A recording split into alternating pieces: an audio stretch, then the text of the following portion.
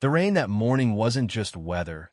It felt like the universe's own mood, gray, relentless, and heavy, the kind that soaks you before you even realize you're wet.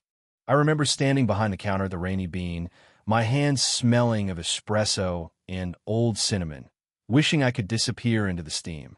Maybe that's dramatic, but you'd think so too if you'd spent the last week tiptoeing around Mr. Olson. Our owner's got a voice like a rusty gate and a talent for sniffing out the smallest act of kindness, especially the kind that costs him even a dime. "You gave away another muffin this morning, didn't you?" he snapped, arms folded, glasses slipping down his nose.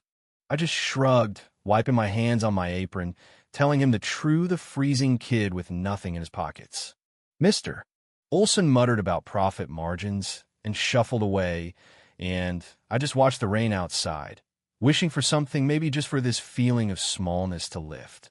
That's when the door creaked open, and in walked this man, maybe late 30s, with rain dripping off a coat that had seen better years and shoes that squished with every step.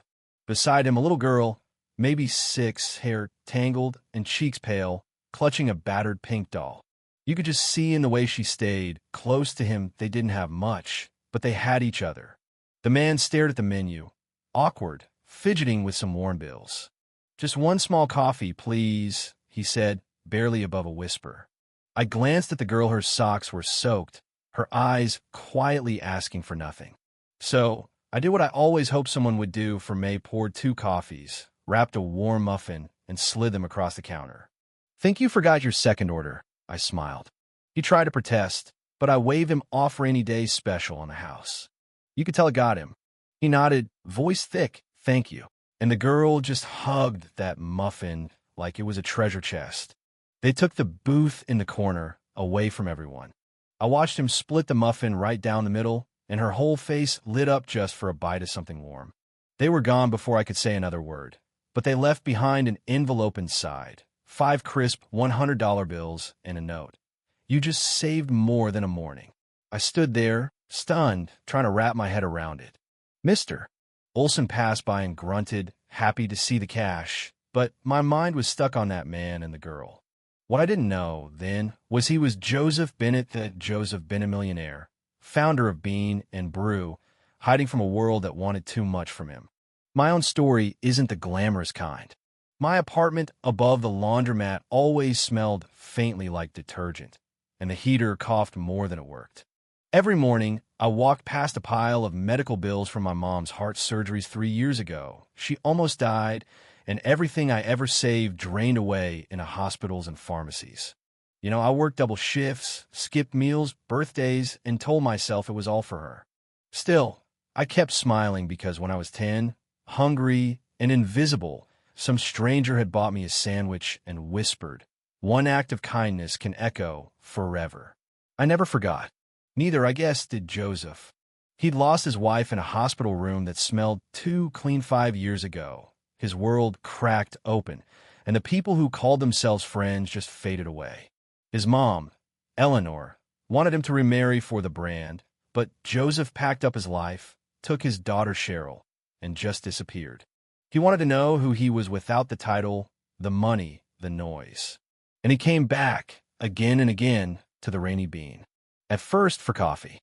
Then, I think, for something like hope. I never asked him for stories, never pressed.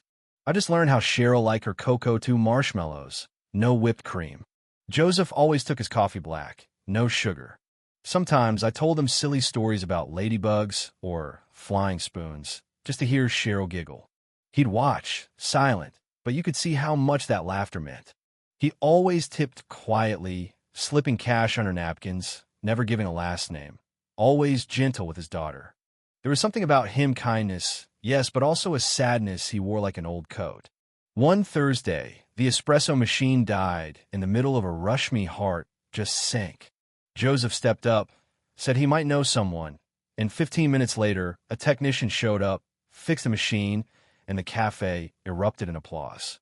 Cheryl hugged his leg, and when I caught Joseph's eye, he just said, "You didn't have to give us that muffin." We started to fall into a rhythm. Tuesday mornings, Thursday afternoons, always the same booth. Cheryl drew rainbows on the sidewalk. I saved her favorite seat. It all felt normal, until a friend pulled me aside and whispered that Joseph was wearing a watch that cost more than my student loans. I laughed it off, but a seed of doubt grew. Who was this man, really? One night, I stayed late cleaning and heard Joseph on the phone, firm, almost cold, talking about business deals and bean and brew. Suddenly, everything made sense: the anonymous hospital payment that wiped out my mom's debt, the machine repair, the watch, the cash tips. I realized then he hadn't been honest with me. The next day, I confronted him. "You paid for my mother's surgery. Why didn't you just say so?" He just looked tired. "I wanted to help, that's all. But it didn't feel like all." I snapped. "You wanted honesty but built this on lies. You paid for my mom, fixed the cafe, left money, and let me believe we were equals." He winced. "I never meant to make you feel small. I just wanted to return the kindness you gave us." "But you didn't trust me," I whispered. "You think it's easy living like this, wondering if anyone actually sees you?" He backed away, hurt written all over his face. Cheryl tugged at my apron. "Miss Andrea, are you mad at Daddy?" I bent down, my voice trembling. "No, sweetie. I'm just sad." Joseph gathered Cheryl and left, the bell above the door ringing in a silence I couldn't fill. After they left, I hid in the storage room, tears streaming down my face, not just from betrayal, but because I'd let myself believe in something real. That night, Joseph stood in his penthouse, surrounded by luxury, but feeling completely alone. His mother, Eleanor, demanded he attend another business dinner, but he refused. It only cared about Cheryl. She was his future, not deals or legacies. Across town, I sat in the dark, staring at articles about Joseph Bennett, pictures of him at food banks, running charities, quietly helping single moms and kids. It hit me. He wasn't hiding to manipulate. He was hiding to protect what was left of his heart. A week passed. The Rainy Bean buzzed with rumors of a charity, night-free coffee, food, donations for the local shelter. My name was suddenly on the wall, Andrea's corner. I didn't know who organized it.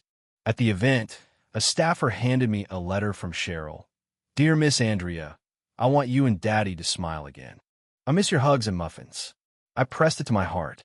Then Joseph stood at the mic, voice steady, and apologized to everyone, but mostly to me. One act of kindness, one cup of coffee and a muffin, reminded me that goodness still exists. "Andrea, I'm sorry for not trusting you with the truth. Cheryl and I, we miss you." The room was quiet as I walked up and took his hand. No big scene, just two people trying to mend something real. Afterwards, we passed out food together. Cheryl handed out her drawings. Joseph ladled soup, sleeves rolled, no pretense. And people whispered, "Isn't that the bean and brew guy?" But nobody cared. Months later, Joseph stepped back from his company. We bought a small house nearby, nothing fancy, but filled with laughter. Together, we started a tiny foundation, warm hands, full hearts, helping families that had fallen through the cracks, just like we both once had. One May evening, we strolled through Volunteer Park, Cheryl racing ahead in pink sneakers. "Do you miss it?" I asked Joseph. "The boardrooms, the jets." He shook his head, smiled. "Not even the private chef. You make better grilled cheese." We laughed, watching Cheryl draw sunflowers in the dirt. She ran back, called me mommy by accident, cheeks red with embarrassment, but Joseph just squeezed my hand. I knelt down, hugged her, and whispered, "I like mommy a lot." We stood there, the three of us, as cherry blossoms floated on the breeze. Kindness, I realized, doesn't need a title. It just needs a heart. Our story wasn't about grand gestures, but small moments: a cup of coffee, a warm muffin, an honest word, a hand to hold. Sometimes families aren't born, they're rebuilt quietly, over time, in the spaces between the rain. So tell me, what do you think? Is kindness ever wasted? Is it wrong to hide behind secrets if it leads to something true? Do you think real justice comes from money or from simply showing up for someone else? I want to hear your thoughts about right, wrong, and the ways we find each other in a messy world. Share your stories, your arguments, your hopes, because sometimes one small act really can change a life.